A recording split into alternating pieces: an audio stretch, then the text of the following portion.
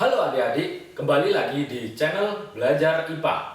Nah, pada video kali ini kita akan membahas mengenai fenomena gerak. Nah, adik-adik pasti pernah kan melihat benda bergerak. Nah, pada video kali ini kita akan membahas lebih dalam mengenai materi gerak di semester 1 kelas 8. Nah, adik-adik, apa sih itu gerak? Jadi gerak merupakan perpindahan suatu benda dari posisi satu ke posisi yang lain. Nah, dari konsep gerak itu sendiri memiliki titik acuan. Apa sih titik acuan benda itu? Lah, titik acuan benda di sini saya akan mencontohkan di mana terdapat pohon yang memiliki buah. Buah itu kan jika matang pasti akan jatuh. Nah, buah yang belum matang yang ada di pohon di atas itu yang dinamakan titik acuan benda. Nah, ketika buah yang jatuh itu namanya titik akhir benda. Nah, untuk contoh yang kedua, ini merupakan fenomena yang sudah sering adik-adik lihat, di mana ketika mobil yang akan berjalan, mobil yang masih berhenti tersebut itu namanya titik acuan benda, dan mobil yang sudah berhenti itu namanya titik akhir benda. Baik, untuk selanjutnya mengenai gerak, yaitu konsep gerak, di mana konsep gerak itu dibagi menjadi dua. Nah, yang pertama ada gerak semu dan gerak relatif. Nah, terdapat macam-macam lintasan. Nah, terdapat tiga ya adik-adik. Yang pertama yaitu gerak lurus, yang kedua ada gerak melingkar, dan yang ketiga ada gerak parabola. Nah, dari ketiga macam gerak lintasan kita di sini akan lebih memfokuskan ke gerak lurus. Apa sih gerak lurus itu? Gerak lurus merupakan gerak suatu benda yang memiliki lintasan garis lurus. Nah, pada garis gerak lurus ini terdapat jarak dan perpindahan. Apa sih jarak itu? Jarak merupakan jumlah total yang ditempuh oleh suatu benda. Jadi perpindahan itu yaitu selisih kedudukan akhir dengan kedudukan awal. Nah, untuk contoh soalnya, yuk kita langsung cus. Nah, adik-adik, kita langsung ke contoh soal ya mengenai jarak dan perpindahan. Di sini ada soal, Budi bermain sepeda di jalan. Ia bergerak 500 meter ke kanan, lalu berbalik arah 200 meter ke kiri, hingga akhirnya berhenti. Maka berapakah jarak dan perpindahannya? Jadi kita langsung umpamakan, di mana posisi A, Budi, akan berjalan ke kanan sejauh 500 meter hingga ke titik B. Nah, lalu si Budi ini berbalik arah 200 meter ke kiri hingga akhirnya berhenti, di mana kita tuliskan posisi B berbalik arah menuju posisi C sejauh 200 meter. Nah, kita langsung jawab aja ya adik-adik, berapakah jarak dan perpindahannya. Nah, ada yang ingat mengenai jarak itu apa? Jadi jarak itu merupakan jumlah total lintasan yang ditempuh suatu benda. Jadi posisi A ke B ditambah posisi B ke C. Nah, untuk posisi A ke B nya ada 500 meter, posisi B ke C nya ada 200 meter, hingga menghasilkan jaraknya yaitu 700 meter. Nah, sedangkan perpindahan ini merupakan selisihnya adik-adik, di mana selisihnya yaitu dari posisi AB ke posisi BC itu ada 500 kurangi 200 meter, jadi hasilnya 300 meter adik-adik. Nah, selanjutnya yaitu kelajuan. Apa sih kelajuan itu? Kelajuan merupakan perbandingan antara jarak yang ditempuh dengan waktu yang dibutuhkan benda. Nah, selanjutnya yaitu ada kecepatan. Apa sih kecepatan itu? Kecepatan merupakan perpindahan suatu benda dibagi dengan selang waktunya. Nah, untuk yang terakhir unsur-unsur gerak yaitu ada percepatan, di mana percepatan ini merupakan perubahan kecepatan di setiap waktu. Nah, pada percepatan ini ada yang percepatan itu dipercepat dan ada juga percepatan yang diperlambat. Nah, apa contoh dari percepatan yang dipercepat? Jadi untuk contohnya buah yang jatuh dari pohonnya. Nah, itu termasuk contoh dari percepatan yang dipercepat. Nah, yang selanjutnya percepatan yang diperlambat, ketika kita memegang bola lalu kita melemparkan ke atas, itu yang dinamakan percepatan yang diperlambat. Nah, yang terakhir kita akan lebih mempelajari lebih dalam mengenai macam-macam gerak. Macam-macam gerak itu ada dua, yaitu gerak lurus beraturan dan gerak lurus berubah beraturan. Nah, untuk penjelasan lebih lanjut, kita langsung cus ya. Nah, kita selanjutnya akan membahas mengenai gerak lurus beraturan. Nah, sebelum kita membahas mengenai rumusnya, jadi gerak lurus beraturan merupakan gerak suatu benda pada lintasan lurus dengan kecepatan konstan atau tetap.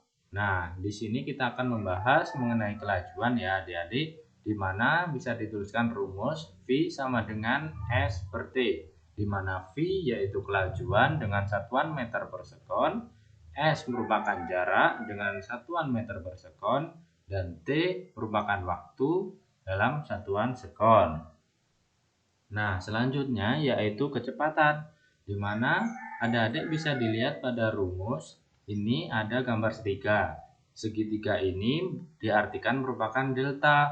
Nah, delta ini biasanya kita artikan yaitu selisih ya adik-adik. Jadi untuk rumus kecepatan ini delta V sama dengan delta S per delta T, di mana delta V-nya yaitu kelajuan dalam satuan meter per sekon, delta S-nya perpindahan dalam satuan meter, dan yang terakhir yaitu delta T yaitu waktu dalam satuan sekon.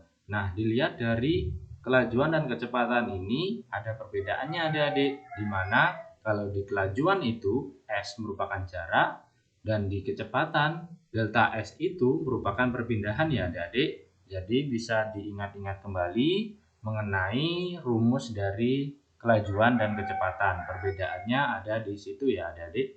Nah, untuk selanjutnya kita langsung membahas soalnya ya adik-adik, yaitu sebuah mobil berjalan sejauh 120 meter selama 30 sekon. Maka berapa kelajuan mobil tersebut?